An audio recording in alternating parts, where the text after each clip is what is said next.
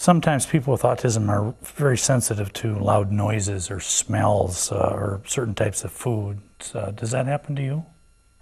Yes, I'm sensitive to very high-pitched noises like saws and drills or stuff like that. But low-pitched noises don't bother me as much. He had a definite sensitivity to high-pitched noises.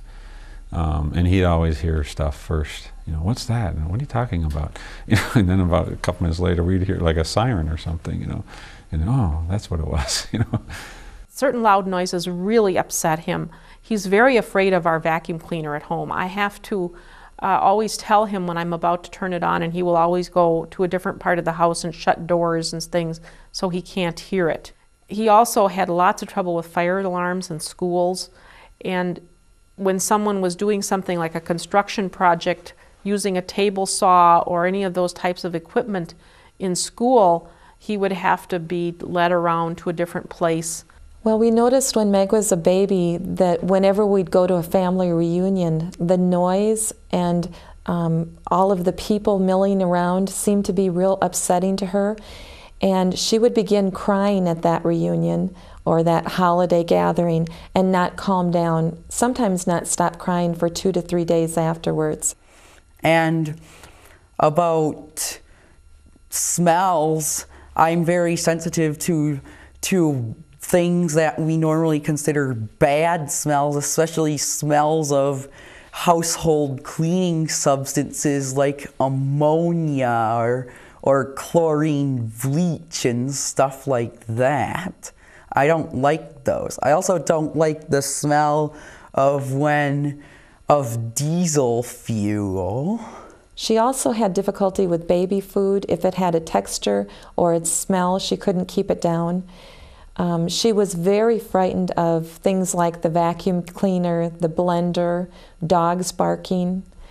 When she would go to a babysitter, a daycare center, when I'd pick her up, oftentimes we couldn't find her. She was so frightened of the other babies that were there that she would hide in the closet.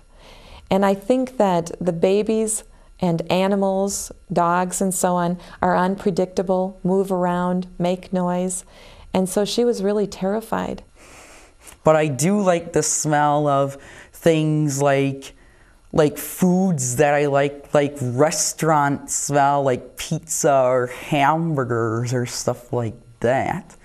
And as far as foods, I'm kind of picky on them because I won't eat foods with certain types of textures or tastes, and the foods can't be too bland.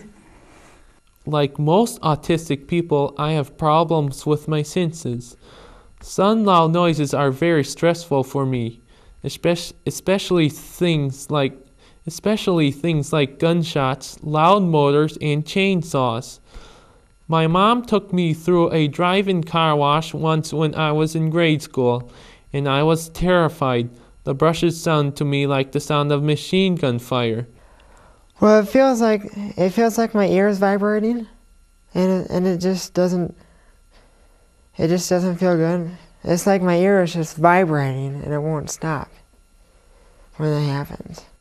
Over the past years, I managed to train myself to tolerate some problem noises, but the possibility of unexpected loud noises is a constant source of low-level anxiety for me.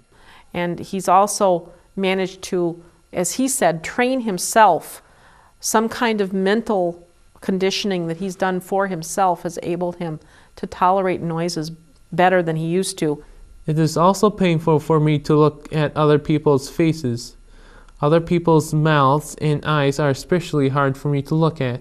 My lack of eye contact sometimes makes people, especially teachers, think I am not paying attention to them. I have been working with my mom and my teachers to come up with ways to manage this eye contact problem. I think with people with autism, they're in that readiness state because of their sensory system that they notice other people. So what I noticed with Megan was that she was in that anti-predator fight or flight level at all times. She was wondering what was going to startle her next. And now as she's becoming more mature, she's more able to control her behaviors, and she has kind of a menu of ways to protect herself. She knows she can cover her ears. She knows that the dogs probably are not going to attack her. If she stands her ground, they probably won't bark. She knows that her screaming was probably what made them bark. So she's being able to use her rational mind and her maturity to kind of cope with those same things today. But also, we have taught her about her nervous system and how to calm it down.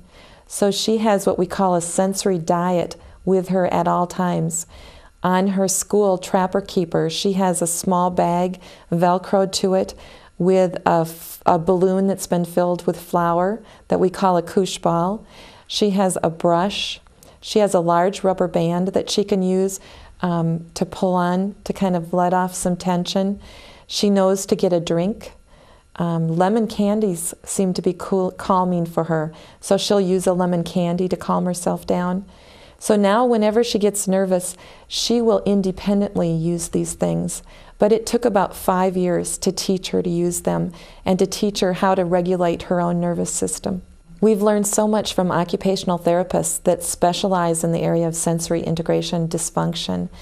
They evaluated Megan and they were able to diagnose exactly what set off her nervous system and what would calm it down. And my understanding is that every individual is different. The things that calm Megan down might be those things that set off another child's nervous system. So I've been to many workshops, read a lot of books, but mostly I remain a detective. I look at clues from Meg.